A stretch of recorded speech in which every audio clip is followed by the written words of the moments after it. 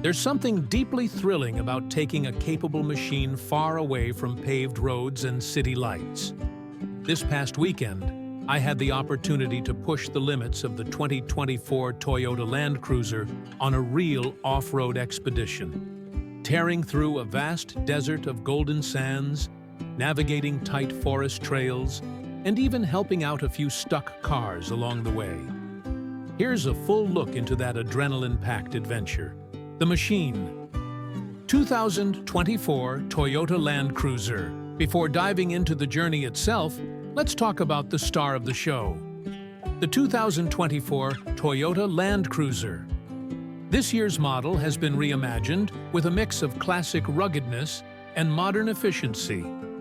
With a 2.4-liter turbocharged hybrid powertrain producing 326 horsepower and 465 pound-feet of torque, this beast was built to conquer terrain that ordinary SUVs wouldn't dare approach. Its full-time four-wheel drive, multi-terrain select, crawl control, and locking differentials make it not just capable, but confident in unpredictable off-road conditions. Whether it was deep sand or thick forest mud, the Land Cruiser powered through like it was made for this, fueling the fun. Comfort meets capability.